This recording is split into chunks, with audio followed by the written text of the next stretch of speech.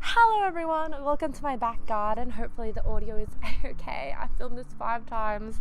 I have my little microphone, hopefully it's okay. But I want to talk about inspiring people that you may not know about.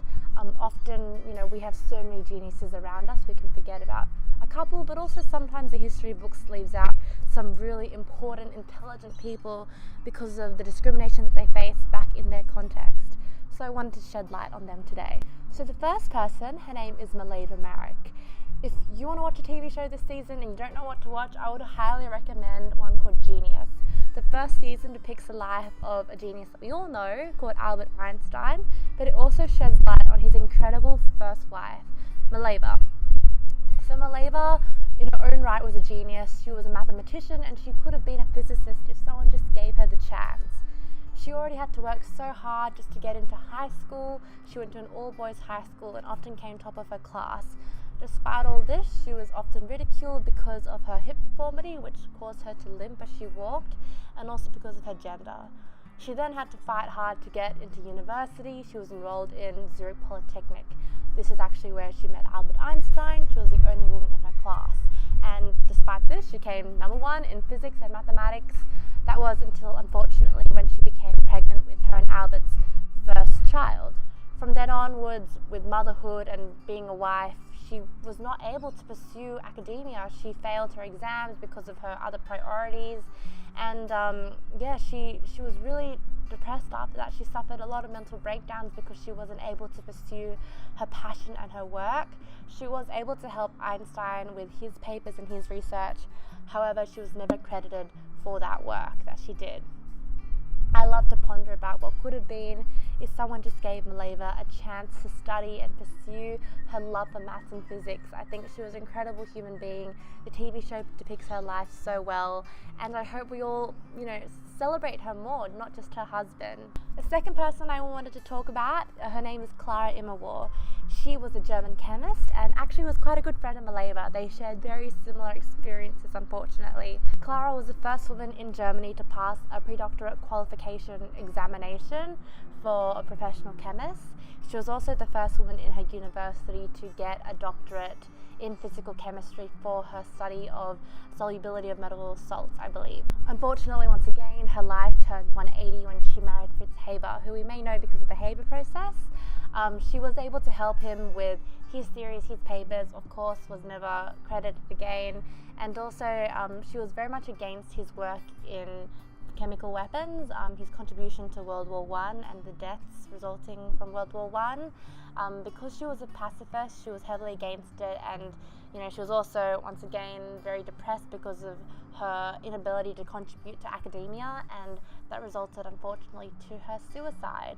I think with people like Clara and with Maleva, I learn and I'm inspired by their strength and how they were able to overcome a lot of the barriers in academic life. And also it reminds me to look out for people who have the talent, have the ability, but just don't have the opportunity. And it's so important to realize that and to look out for those people. Number 3 is Hedy Lamarr. So she's actually quite a well-known person, but not for the reasons that she would have liked. She was an actress, she was a Hollywood actress, but she was often typecasted in very bombshell, exotic, pretty woman roles. But she was actually so much more than the roles that she played. She was an inventor. And thank God she had a partner who supported her in her inventing and helped her with resources and human capital. She loved inventing. She experimented with things like fizzy tablets that you can put in just normal plain tap water to turn into a carbonated drink.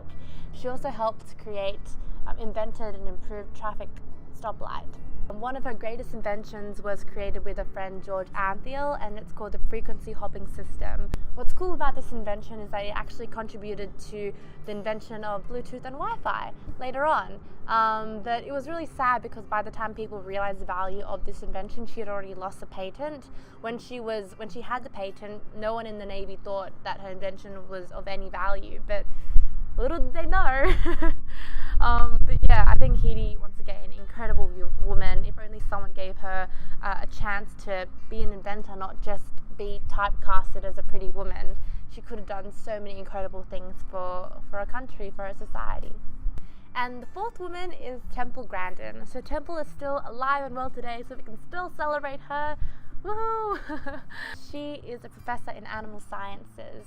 She has a TED Talk, so I would highly recommend checking that out. And the TED Talk is just a good representation of how she was one of the first people ever to share her experiences being on the autism spectrum. And while a lot of us may think of it as being a mental disability, she viewed it as an advantage, just another way that people view life. She created something called a hug box, which helps people on the autism spectrum lower their anxiety. And she also created something called the dip vat entrance design, which is used for animals going to slaughterhouses. It just helps them be killed in a more humane way, which I think is really cool. You know, like someone who had quite what we call a disadvantage, she turned it around, turned the way that we view things, and she also created incredible inventions for society. She is well known, but once again, she deserves so much more recognition, so check out her TED Talk. So that was all the people that I wanted to talk about today. I do understand that there are so many more people.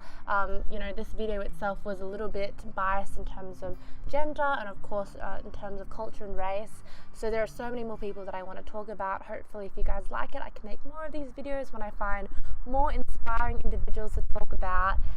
But yeah, I really hope you liked it. I hope you enjoyed this new scenic background, and I guess I'll see you guys next time. Goodbye! Oh.